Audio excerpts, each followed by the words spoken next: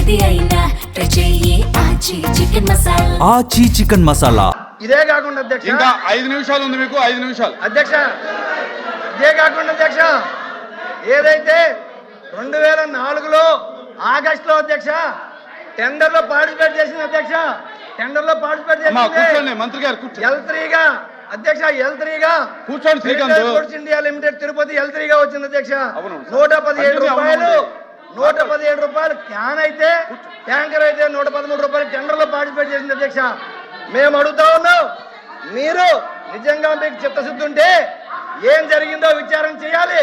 మీరు 2024 నుంచి 26 దాకా ఏం జరిగిందో విచారణకు ఆదేశించే దమ్ము మీకుందా అని చెప్పి అడుగుతా ఉన్నా. అవన్నీ పక్కన పెట్టి 2019-24 మధ్యలో ఏమీ జరగకపోతే దాన్ని తీసుకొచ్చి ఈరోజు మానేతో వేయాలని చూస్తా ఉన్నాడు అధ్యక్ష. ఎట్టే పరిస్థితుల్లో ఇది సమంజసం కాదని చెప్పి మీరు తెలియజేస్తాను అధ్యక్ష. ఇంకొకటి అధ్యక్ష, అధ్యక్ష తిరుపతి నెయ్యిలో కల్తీ అనే మాటే లేదు అధ్యక్ష, కల్తీ అనే మాట లేదు.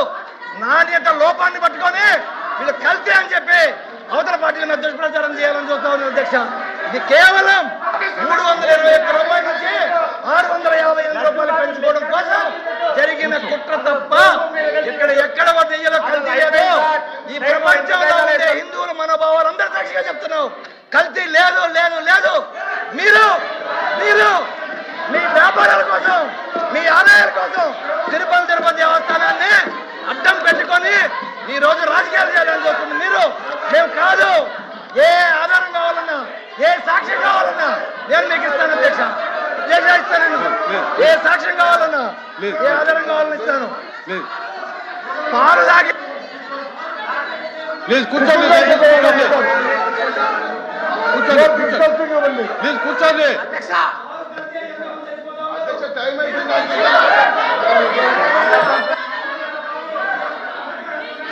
ప్లీజ్ ఆగండి ఆగండి ప్లీజ్. ఎఫ్ఎం గారు దయచేసి, ఎఫ్ఎం గారు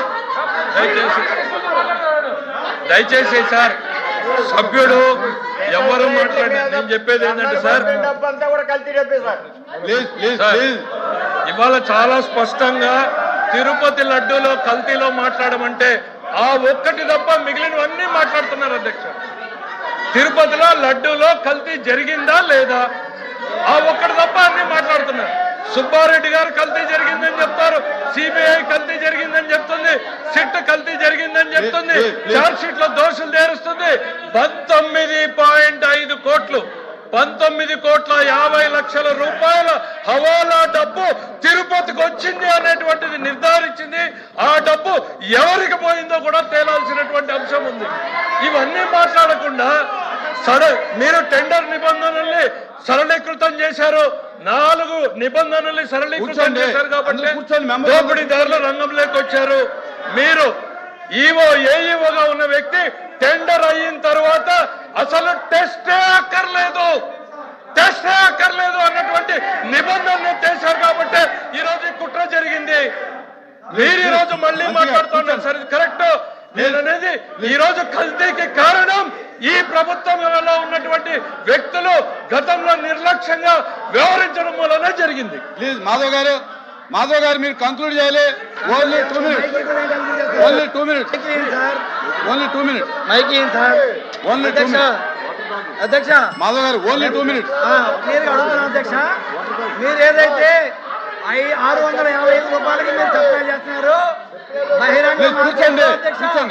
బహిరంగ మార్కెట్ లో 529 రూపాయలకే ఉంది అధ్యక్ష. మైకు 2 minutes అధ్యక్ష, మైకు ఉంది మైక్ ఉంది అధ్యక్ష.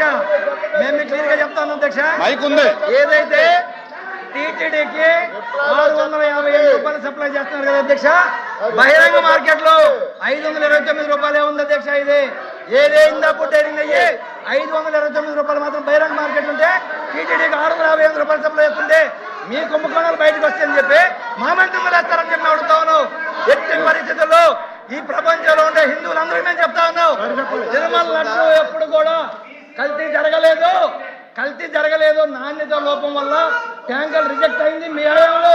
ఆ ట్యాంకర్ 4 వెనక్కి వచ్చి లడ్డు తయారు చేసింది మీ హయాంలో. ఈ దుర్మార్గం బయటకు వస్తేనే మీరు మా మీద వేయాలని చూస్తున్నారు. సిబిఐ మీది, సిట్ మీది, కానీ ఏకసభ్య ఇది కాదా లేదు, లేదు. ఇది మీ లోపం